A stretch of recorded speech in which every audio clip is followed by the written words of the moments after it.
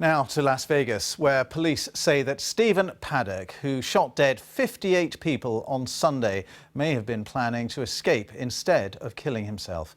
They've not elaborated on what's led them to that conclusion, but they have suggested he had been living a secret life and had spent years building up his arsenal of weapons. Well, his girlfriend, Marilou Danley, is now being questioned by the FBI, but has said that she had no idea what he was planning. Our correspondent Laura Bicker reports now from Las Vegas. Police believe Stephen Paddock had help getting hold of his arsenal of weapons. He legally bought some of his 47 guns here at a shop just outside Las Vegas. He owned dozens of semi-automatic weapons, which he modified to turn into machine guns. Officers are also trying to work out how he moved all of his guns unnoticed into a hotel room on the 32nd floor. From here, he waited until the concert ground was full of thousands of people. And then he started firing. What we know is Stephen Paddock is a man who spent decades acquiring weapons and ammo and living a secret life, much of which will never be fully understood. Stephen Paddock's girlfriend, Marilou Danley, has been questioned by the FBI. She flew back from her family home in the Philippines after hearing about the shooting. She said the 64-year-old paid for her to go, and she thought he was breaking up with her. He wired me money, which he said was for me to buy a house for me and my family. I was grateful, but honestly, I was worried that first, the unexpected trip home, and then the money was a way of breaking up with me. Her sisters in Australia said she knew nothing about Stephen Paddock's plans. And I know that she don't know anything as well, like us. She was sent away. She was sent away so that she will be not there to interfere of what he's planning. America is once again grieving the victims of another mass shooting. It's not fair and it's not right. And now I'll forever have to have a bullet in my back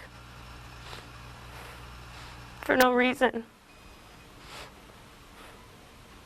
So I'm just sorry other people have to deal with similar or worse injuries or losses. Detectives say they still don't know why Stephen Paddock decided to commit mass murder, but they are building a picture of the killer, and they believe he had been planning this attack for some time. Laura Bicker, BBC News, Las Vegas.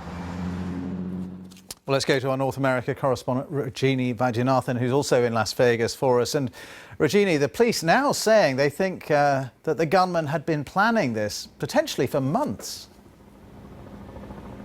Yes, that's their theory, but they still do not have a motive, Ben. Now, the FBI says usually in these kind of cases, they're looking for affiliation, motive and intent. But the FBI concedes themselves that they are astonished that investigators have still been unable to uncover more information about the gunman. Now, one of the issues they say is that he had a very low-key private life.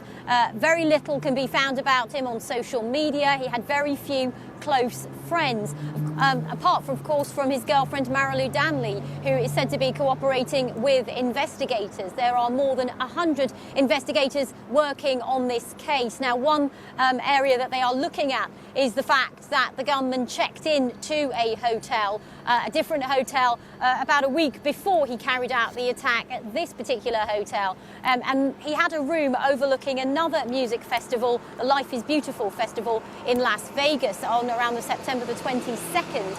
And his room there overlooked the vantage point of the music festival. So they are wondering whether or not he booked in there to perhaps plan to attack that.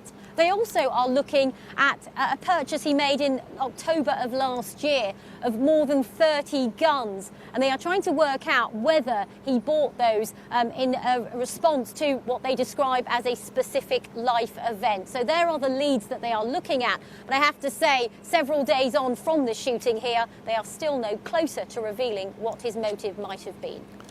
Rajini, many thanks for being with us.